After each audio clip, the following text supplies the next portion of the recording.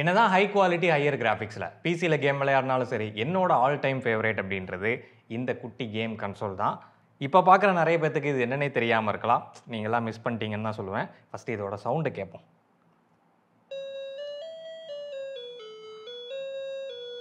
இதை கேட்டு பல வருஷங்கள் ஆகுதுல்ல. ஸோ இன்றைக்கி இந்த வீடியோவில் 90s கிட்ஸோட ஃபேவரேட் இந்த கேம் கன்சோல் தான் எப்படி ஒர்க் ஆகுது அண்ட் உள்ள என்னென்ன விஷயங்கள் இருக்குது அப்படின்றத டீட்டெயிலாக தெரிஞ்சுக்க போகிறோம். அண்ட் அது மட்டும் இல்லாமல் இந்தியாவில் நீங்கள் எங்கே இந்த ப்ராடக்ட்டை வாங்கியிருந்தீங்கனாலும் சரி, எவ்வளவு அதிகமாக காசு கொடுத்து வாங்கியிருந்தீங்கனாலும் சரி, இது ஒரு ப்ரொஃபஷ்னலாக டூப்ளிகேட் செய்யப்பட்ட ஒரு ப்ராடக்ட். அது ஏன் அப்படின்றது உங்களுக்கு பின்னாடி சொல்கிறத வச்சு புரியும்.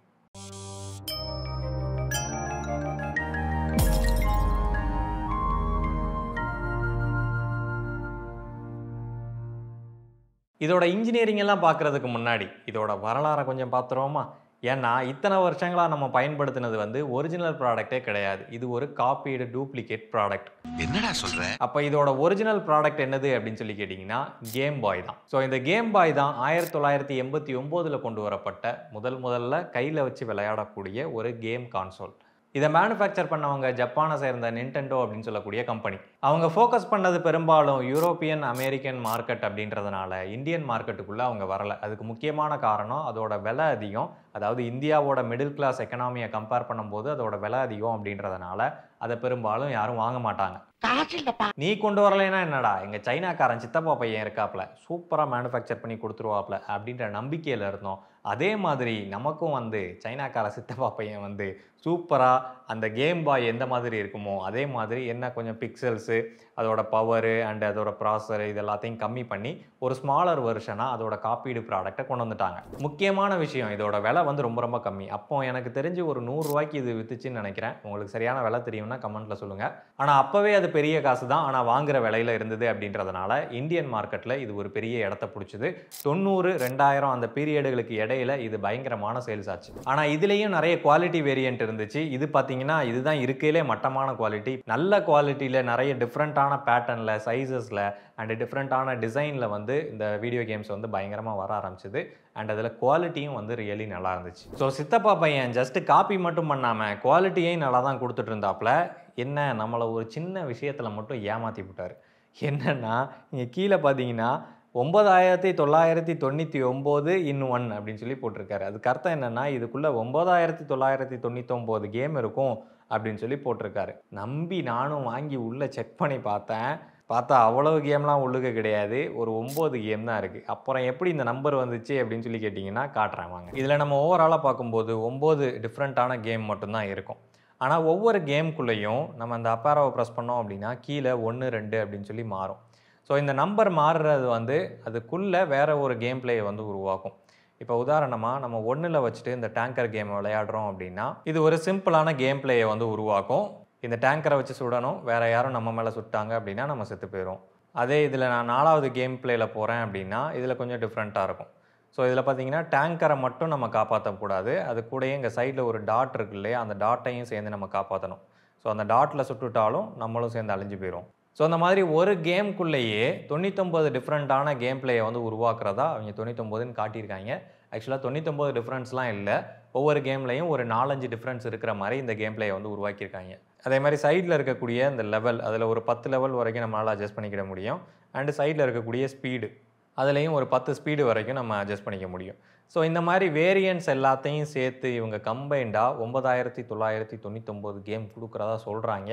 பட் அது கம்பைண்டாக பார்த்தாலும் அந்த அளவுக்கு வராது. இது சும்மா ஒரு மார்க்கெட்டிங்காக போட்டிருக்காங்க, அவ்வளோதான்.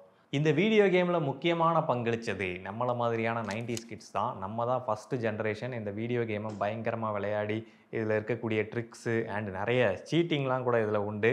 எப்படி கரெக்டாக கொண்டு போனால் அது எப்படி மேட்ச் ஆகும் அப்படின்ற மாதிரி. ஸோ அதெல்லாம் கண்டுபிடிச்சி நம்ம தான் பயங்கர ஸ்மார்ட்டாக இருந்தோம். பட் இப்போ பார்த்தோம் அப்படின்னா இன்றைக்கி இங்கிலீஷ் சரியாக பேச தெரியாமல் நிறைய இடங்களில் நம்ம ப்ரொமோஷன், இன்க்ரிமெண்ட்டு, அப்ரிசியேஷன் இதெல்லாம் வாங்க முடியாமல் திணறிட்டு இருக்கோம். நான் என்னையும் சேர்த்து தான் சொல்கிறேன். பட் இனி நீங்கள் அந்த மாதிரி கவலைப்பட தேவையில்லை. இன்ட்ரெஸ்டிங்கான விஷயத்தை உங்களுக்கு காட்டுறேன். I coming lately office because my bike tyre puncture. இத கரெக்ட்டா சொல்ல ஹெல்ப் பண்றேன். I'm late to the office because my bike got a flat tire on the way. இந்த சென்டென்ஸ் ஏன் பெட்டர்னு பாப்போம். I coming தப்பு. I am னு present continuousல யூஸ் பண்ணணும். இந்த விளக்கம் புரிஞ்சுதா? வேற ஏதாவது ஹெல்ப் வேணுமா? பாத்தீங்களா, ஒரு ஃப்ரெண்டு மாதிரி தமிழ்லயே பேசி எப்படி இங்கிலீஷ் சொல்லி கொடுக்குதுன்னு. இதுல உங்க இங்கிலீஷ் தேவைக்கு ஏத்த மாதிரி அன்லிமிட்டெட் ஸ்பீக்கிங் பிராக்டிஸ் வந்து கொடுக்குறாங்க. டெய்லி ஒரு 10ல இருந்து 15 நிமிஷம் இந்த ஏஐ கூட நீங்க இங்கிலீஷ்ல பேசி பிராக்டிஸ் பண்ணீங்க அப்படின்னாலே ஒரு மாசத்திலேயே நல்ல ரிசல்ட்டை உங்களால நோட் பண்ண முடியும். இந்த கோர்ஸ்ல உங்களோட ப்ராக்ரஸை ட்ராக் பண்ணி உங்களுக்கு ஃபீட்பேக் அண்ட் மோட்டிவேஷன் கொடுக்க ஒரு பர்சனல் டீச்சர் சப்போர்ட்டையும் ப்ரொவைட் பண்றாங்க. இதுதான் supernova AI spoken English course. இங்கிலீஷை சொல்லித்தர யாரும் இல்லை, கிளாஸ் டைமிங்கும் செட் ஆகலை அப்படின்னு ஃபீல் பண்ணுற ஆளாக இருந்தீங்க அப்படின்னா சூப்பர்னோவா உங்களுக்கு ஒரு பெஸ்ட் சொல்யூஷனாக இருக்கும். ஸோ உடனே ஜாயின் பண்ணுங்கள். எப்படின்னு கேட்டிங்கன்னா லிங்க் டிஸ்கிரிப்ஷனில் இருக்கும். அது மூலமாக ஜாயின் பண்ணுற ஃபஸ்ட்டு 100 ரெஜிஸ்ட்ரேஷனுக்கு 75% வரைக்கும் ஆஃபர் கொடுக்குறாங்க. மிஸ் பண்ணிடாதீங்க. இது எப்படி வேலை செய்யுன்றதை தெரிஞ்சுக்கிறதுக்கு இதை ஓப்பன் பண்ணி உள்ளுக்கு என்னெல்லாம் இருக்குது அப்படின்னு சொல்லி பார்க்க போகிறோம். ஸோ ஃபஸ்ட்டு பின்பக்கமாக ஓப்பன் பண்ணோம் அப்படின்னா 2 WA சைஸ் பேட்டரி போடுற மாதிரி கம்பார்ட்மெண்ட் வந்து கொடுத்துருக்காங்க. ஸோ கலட்டி உள்ளே பார்த்தோம் அப்படின்னா இங்கே என்ன டேப் ஒட்டியிருக்கு அப்படின்னு சொல்லி கேட்காதீங்க. இந்த பட்டன் சரியாக வேலை செய்யலை அப்படின்னு சொல்லி நான் தான் அதுக்கு சப்போர்ட்டுக்கு டேப் ஒட்டி வச்சுருக்கேன். ஸோ உள்ளுக்க பார்த்தீங்கன்னா ஒரு பேப்பர் இருக்குது, அதுக்கப்புறமா அடியில் ரப்பர் இருக்குது, அண்ட் அதுக்கு மேல் சைடில் வந்து பார்த்தோம் அப்படின்னா ஒரு பிசிபி ஒன்று கொடுத்துருக்காங்க. அண்ட் இந்த பிசிபியில் நடுவில் வந்து ஒரு மைக்ரோ கண்ட்ரோலர் வந்து கொடுத்துருக்காங்க. இது வந்து ஒரு எல்சிடி. ஸோ இங்கே பார்த்தீங்கன்னா தெரியும், இது வந்து ஒரு எல்சிடி டிஸ்பிளே. இந்த எல்சிடி டிஸ்பிளேயோட பிக்சல்ஸ் பார்த்தோம் அப்படின்னா 20க்கு 10 அந்த பிக்சல்ஸ் தான். அப்புறம் இங்கே ஒரு பாலித்தீன் பேப்பரை கொடுத்துருக்காங்க. இதுதான் முக்கியமான விஷயம். கீபோர்டோட இன்புட் எல்லாத்தையும் கனெக்ட் பண்ணக்கூடிய ஷீட் இது. ஸோ இதில் வந்து பார்த்தீங்கன்னா கிராஃபைட் இல்லை காப்பர் லேயர் வந்து கொடுத்துருப்பாங்க. இந்த லைனாக போகுதா, இது எல்லாமே கான்டாக்ட் ஏரியாஸ். இதில் இந்த பல்லாக கொடுத்துருக்காங்க இல்லையா, இதுக்கு இடையில நம்ம கண்டக்டிவ் மெட்டீரியலை வைக்கும்போது அது கண்டக்ட் ஆகி நமக்கு இன்புட் சிக்னல் வந்து உள்ளுக்க போகும். சரி, இதை கண்டக்ட் பண்ணக்கூடியது எதுன்னு சொல்லி பார்த்தீங்கன்னா இந்த ரப்பருக்குள்ள நடுவில் வந்து பார்த்தோம் அப்படின்னா கருப்பு கலரில் ஒரு ஸ்டிக்கர் மாதிரி ஒன்று ஒட்டியிருப்பாங்க. அதுதான் சிலிக்கான் பில்ஸ். இந்த சிலிக்கான் பில்ஸ்லையும் மேற்புறமாக கிராஃபைட் கண்டக்டிவ் லேயர் வந்து கொடுத்துருப்பாங்க.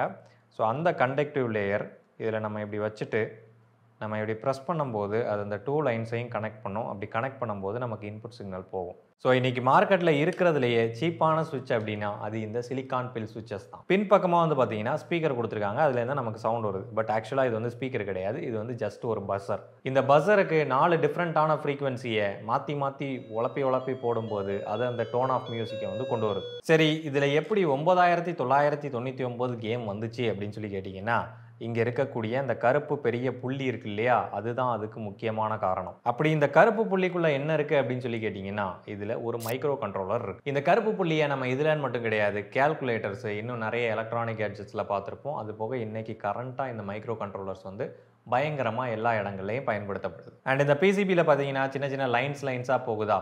ஸோ இதுதான் இதோட இன்புட் அண்ட் அவுட்புட். இந்த ரெண்டத்தையும் மைக்ரோ கண்ட்ரோலர் மூலமாக கனெக்ட் பண்ணக்கூடிய ட்ராக்ஸ் அப்படின்னு சொல்லி சொல்லுவோம். இப்போ உதாரணமாக இங்கே நான் பாலித்தீன் பேப்பரில் இங்கே 2 கனெக்ஷனை நான் ஷார்ட் பண்ணுறேன் அப்படின்னா அந்த கனெக்ஷனோட சிக்னல் வந்து இந்த 2 ஒயர் வழியாக அப்படியே மேலே வந்து மைக்ரோ கண்ட்ரோலருக்கு இன்புட்டாக போகும். அந்த இன்புட்டை வச்சு அது எதுக்கான கண்ட்ரோல், எந்த கேமில் அது கண்ட்ரோல் ஆகுது அப்படின்ற இன்ஃபர்மேஷன் எல்லாத்தையும் எடுத்து அது இங்கே இந்த எல்சிடிக்கு கொடுக்கும். இங்கே சைடில் இருக்கக்கூடிய இந்த 2 காப்பர் ஸ்ட்ரிப்ஸ் தான் வந்து எல்சிடியோட கனெக்டர்ஸ். இந்த எல்சிடிக்கு தேவையான பின்ஸில் நம்ம எலக்ட்ரிசிட்டியை கொடுக்கும்போது அது இந்த எல்சிடி டிஸ்பிளே இருக்கு இல்லையா, இதில் உள்ள இந்த ரப்பர் கனெக்டருக்கு போகும்.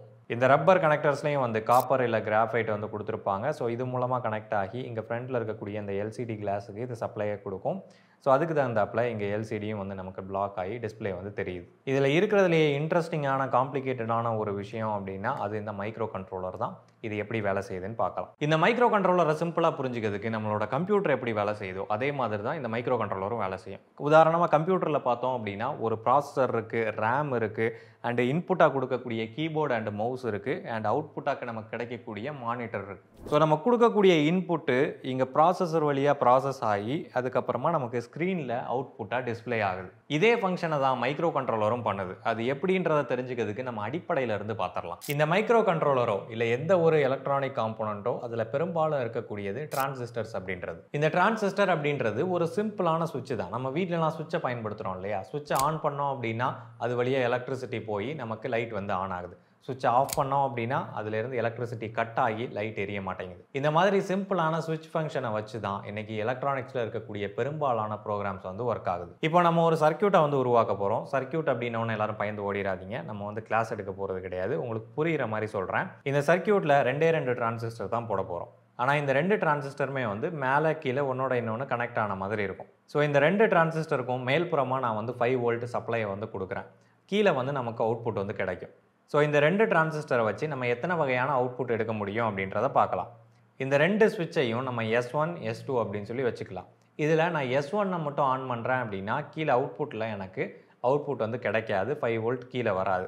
ஏன்னா S2 வந்து நமக்கு ஓப்பனில் இருக்குது. அதே மாதிரி S2 மட்டும் நம்ம ஆன் பண்ணுறோம் அப்படின்னா மேலே S1 ஓப்பனில் இருக்குது அப்படின்ற பட்சத்தில் அப்போவும் நமக்கு கீழே அவுட்புட்டும் வராது. எப்போ நமக்கு அவுட்புட் வரும் அப்படின்னு சொல்லி பார்த்தீங்கன்னா S1 அண்ட் S2 இந்த 2 சுவிட்சுமே வந்து க்ளோஸில் இருந்தால் மட்டும்தான் அது வழியாக எலக்ட்ரிசிட்டி ஃப்ளோ ஆகி நமக்கு கீழே வரும். இப்போ நம்ம நடக்கக்கூடிய இந்த கண்டிஷன் எல்லாத்தையும் நம்ம ஒரு டேபிளில் வந்து நோட் பண்ணிக்கலாம். S1 சுவிட்சு, S2 சுவிட்சு and output. So S2, S1 இந்த ரெண்டுமே ஆஃபில் இருக்குது அப்படின்றப்போ வரக்கூடிய அவுட்புட்டும் வந்து 0 தான் வரும். அதே மாதிரி S2 ஆஃபில் இருக்குது, S1 5 வோல்ட் வருது அப்படின்னாலும் கூட அப்போவும் நமக்கு அவுட்புட் 0 தான் வரும். S2 ஆனில் இருக்குது, 5 வோல்ட் வருது, S1 ஆஃபில் இருக்குது அப்படின்னாலும் அவுட்புட் 0 தான். ஆனால் S2லையும் 5 வோல்ட் வருது, S1லையும் 5 வோல்ட் வருது, ரெண்டு சுவிட்சுமே ஆனில் இருக்குது அப்படின்ற பட்சத்தில் நமக்கு அவுட்புட் 5 வோல்ட் வரும். ஸோ இந்த டேபிளை வச்சு S2 அண்ட் S1 இந்த 2 சுவிட்சுக்கும் இடையில உள்ள ரிலேஷனை வந்து நம்மளால் பார்க்க முடியுது. அதாவது இதில் வந்து ஒரு மல்டிப்ளிகேஷன் மாதிரியான ஒரு பேட்டர்ன் வந்து உருவாகுது. அதாவது 2 அவுட்புட்டும் கிடைச்சா மட்டும்தான் நமக்கு அவுட்புட்டில் அவுட் வருது. ஏதாவது ஒரு அவுட்புட் மட்டும் இல்லை 2 அவுட்புட்டும் இல்லாதப்போ நமக்கு அவுட்புட்டில் அவுட்புட் வரலை. நம்ம படிச்சிருப்போம் இல்லையா, AND gate, or gate, logic gates, truth table. So இது தெரியாதவங்களுக்கு இது ஒரு பேட்டர்னை ஃபார்ம் பண்ணியிருக்கு, மல்டிப்ளிகேஷனுக்கான ஒரு பேட்டர்னை ஃபார்ம் பண்ணியிருக்கு அப்படின்னு சொல்லி சிம்பிளாக எடுத்துக்கலாம். சரி, இந்த சர்க்கியூட்டையே நம்ம கொஞ்சம் மாடிஃபை பண்ண போகிறோம். அதாவது ஒரே லைனில் இந்த சுவிட்சஸை போடாமல் 2 லைனில் இந்த சுவிட்சஸை போட்டு அண்ட் 2த்துக்கும் தனித்தனியாக இந்த இன்புட் போகிற மாதிரி நம்ம செட் பண்ண போகிறோம். ஸோ இப்போ நம்ம 5 வோல்ட் இன்புட்டை கொடுக்கும்போது ஸ்விட்ச் 1 ஆனில் இருந்தாலும் நமக்கு அவுட்புட் வரும், ஸ்விட்ச் 2 ஆனில் இருந்தாலும் நமக்கு அவுட்புட் வரும், ஸ்விட்ச் 1ம் ஸ்விட்ச் 2வும் ஆனில் இருந்தாலும் நமக்கு சேம் அவுட்புட் வரும். எப்போ 2 சுவிட்சுமே ஓப்பனில் இருக்கோ அப்போ மட்டும்தான் அவுட்புட் வராது. ஸோ நம்ம முன்னாடி உருவாக்கின மாதிரியே இங்கேயும் நம்ம டேபிளை உருவாக்கணும் அப்படின்னா இங்கே உருவாகக்கூடிய பேட்டர்ன் வந்து பார்த்தீங்கன்னா அடிஷன். இதை தான் ஆர் கேட் அப்படின்னு சொல்லி சொல்லுவோம். நமக்கு ஒன்றையும் கூட்டும் போது 2 தானே வரணும், அப்போ எங்கேயா 1 வருது அப்படின்னு சொல்லி கேட்டிங்கன்னா ஆக்சுவலாக வந்து பைனரி டிஜிட்டில் 2 அப்படின்ற டிஜிட்டே கிடையாது. நம்ம சுவிட்சை ஆன் பண்ணி ஆஃப் பண்ணும்போது கிடைக்கக்கூடிய அவுட்புட்டு ஒன்று இருக்குது இல்லை அப்படின்ற கண்டிஷன் தான் அப்படின்றதுனால ஸோ என்னதான் 2 இன்புட் சேர்ந்தாலும் கூட நமக்கு அவுட்புட்டில் கிடைக்கக்கூடியது அதே 1 தான் கிடைக்கும். ஆனால் இங்கே நடக்கக்கூடிய ஃபங்க்ஷனுக்கு பேர் சிம்பிளாக நம்ம AND gate, or gate, multiplication, addition அப்படின்ற மாதிரி சொல்லிக்கிறோம். இதிலேருந்து நம்ம புரிஞ்சிக்க வேண்டியது என்னென்னா 2 சிம்பிளான சுவிட்சஸை வச்சு நம்ம லாஜிக் கேட்ஸை வந்து உருவாக்கிட்டோம். திரும்ப இந்த லாஜிக் கேட்ஸை, அதாவது இந்த AND கேட்டையோ, ஆர் கேட்டையோ, இல்லை நாட் கேட்டையோ, நார் கேட்டையோ இதை ரிப்பீட்டடாக நம்ம பண்ணும்போது நமக்கு கம்ப்ளீட்டான ஒரு ப்ரோக்ராம்ஸ் வந்து உருவாகிடும். இந்த மைக்ரோ கண்ட்ரோலரில் ஒரு சிம்பிளான ப்ரோக்ராம் இப்போ கொடுக்க போகிறோம். அதுலேருந்து எப்படி அவுட்புட் வருது அப்படின்றத நான் உங்களுக்கு காட்டுறேன். ஒரு 12 பிட் ப்ரோக்ராமை வந்து நம்ம டேரெக்டாக பைனரி டிஜிட் மூலமாகவே நம்ம கொடுக்க போகிறோம். ஸோ இதில் ஃபஸ்ட்டு 4 பிட் வந்து பார்த்தீங்க அப்படின்னா என்ன ஃபங்க்ஷன் அப்படின்றத டிஃபைன் பண்ணுறது. ஸோ இதில் ஃபஸ்ட்டு லைன் ஆஃப் கோடில் ஃபஸ்ட்டு 4 டிஜிட் வந்து ரைட் அப்படின்றதுக்கான கோடை வந்து கொடுத்துருக்கேன். அதுக்கு அடுத்த 4 டிஜிட் வந்து என்ன ரெஜிஸ்டரில் நான் ரைட் பண்ண போகிறேன் அப்படின்ற கோடை கொடுத்துருக்கேன். கடைசியாக உள்ள 4 டிஜிட் வந்து என்ன வேல்யூவை ரைட் பண்ண போகிறேன் அப்படின்றத கொடுத்துருக்கேன். ஸோ அது 10 அப்படின்ற டெசிமல் நம்பர், அதுக்கு பைனரி டிஜிட் பார்த்தோம் அப்படின்னா 1010 அப்படின்றது.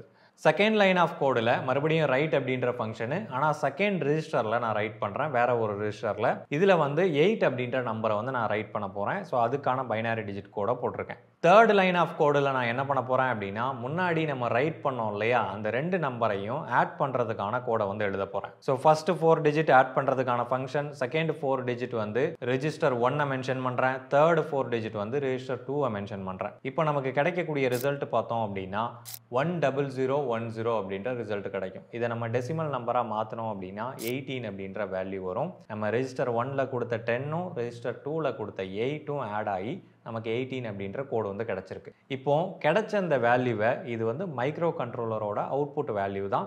இந்த 1ன்ற இடத்துல சப்ளை வரும், 0 அப்படின்ற இடத்துல சப்ளை வராது. இப்போ அந்த சப்ளையை அப்படியே எடுத்துகிட்டு வந்து எல்இடியில் கனெக்ட் பண்ணோம் அப்படின்னா அது ஒரு பேட்டர்னை உருவாக்கும். அதை அப்படியே வெளியில் எடுக்காமல் அதுக்கு முன்னாடி ஒரு நாட் கேட்டை கனெக்ட் பண்ணி கிடைக்கக்கூடிய வேல்யூ எல்லாத்தையும் அப்படியே ரிவர்ஸ் பண்ணி 1ன்ற இடத்துல 0வையும் 0ன்ற இடத்துல 1ஐயும் நம்ம மாற்றி வெளியில் எடுக்கிறோம் அப்படின்னா அது ஒரு விதமான எல்இடி பேட்டர்னை வந்து உருவாக்கும். அந்த எல்இடி பேட்டர்னை நம்ம ரீஅரேஞ்ச் பண்ணோம் அப்படின்னா 7 செக்மெண்ட் டிஸ்பிளேயோட 2 அப்படின்ற டிஜிட்டை வந்து இது உருவாக்கும். அப்போ இதில் 7 செக்மெண்ட் டிஸ்பிளேயை வச்சு நம்ம ஒரு நம்பரை விஷுவலைஸ் பண்ணுறதுக்கு அவுட்புட் எடுத்துகிட்டு வந்துட்டோம். இதே மாதிரி தான் இங்கே இருக்கக்கூடிய எல்சிடி டிஸ்பிளேயோட பிக்சல்ஸையும் நம்ம ஜஸ்ட் ஆன் ஆஃப் கண்ட்ரோல் மட்டும்தான் பண்ணுறோம் இந்த டிரான்சிஸ்டர்ஸ் மூலமாக. அதுக்கு பின்னாடி இருக்கக்கூடிய லைன் ஆஃப் கோட்ஸ் வந்து எங்கே இதை ஆன் பண்ணணும் ஆஃப் பண்ணணும் அப்படின்ற இன்புட்டை கொடுக்குது. சரி, இதில் எப்படி கேமை ஸ்டோர் பண்ணி வச்சுருக்காங்க அப்படின்னு சொல்லி பார்த்தீங்கன்னா, இதில் ஆல்ரெடி இன்டர்னல் மெமரி இருக்கும். நான் ஆல்ரெடி சொன்ன மாதிரி மைக்ரோ கண்ட்ரோலர் அப்படின்றது ஒரு பிசி மாதிரி தான். அதுக்குள்ளேயே வந்து ஸ்டோரேஜ், ரோமு, ரேம் இது எல்லாமே இருக்கும். இந்த ரீட் ஒன்லி மெமரியில் வந்து அந்த கேம்ஸ் எல்லாத்தையும் ஸ்டோர் பண்ணி வச்சுருப்பாங்க. இதில் 4 KB ஆஃப் ஸ்டோரேஜ் வந்து இருக்கும் இந்த கேம்ஸ் எல்லாம் சேவ் பண்ணி வைக்கிறதுக்கு. என்ன கேமை நம்ம ஆக்சஸ் பண்ணுறோமோ அந்த கேமை ரேமுக்கு வந்து இது மாற்றும்.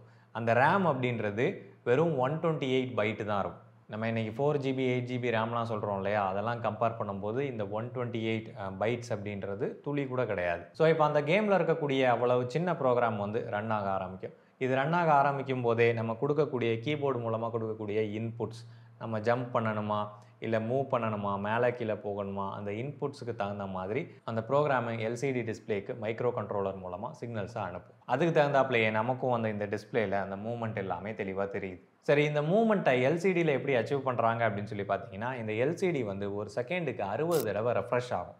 அதாவது 60 தடவை ஆஃப் ஆகி ஆன் ஆகும். ஒவ்வொரு தடவை ஆஃப் ஆகி ஆன் ஆகும் போதும் அது நகர்ந்துருக்கணும் அப்படின்னா அந்த நகர்ந்த ஃப்ரேமை வந்து காட்டும். நம்ம அந்த முன்னாடி சினிமாலலாம் இந்த ரீல் ஓட்டுவாங்க இல்லையா, ஸோ அதில் எல்லாம் இமேஜஸாக இருக்கும். அடுத்தடுத்து நமக்கு ஓடும்போது அது ஓவராலாக பார்க்கும்போது படம் மாதிரி தெரியும். அதே கதை தான் இங்கேயும்.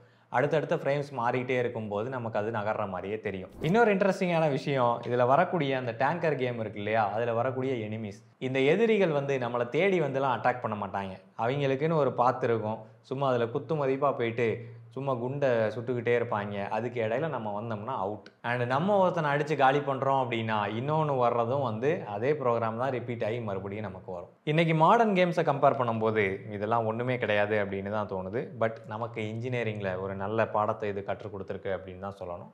உங்களுக்கு புரிஞ்சிருக்கும்னு நினைக்கிறேன். இன்ஜினியரிங் ஃபேக்ட்ஸ் சேனலுக்கு சப்ஸ்கிரைப் பண்ணுங்கள். நன்றி.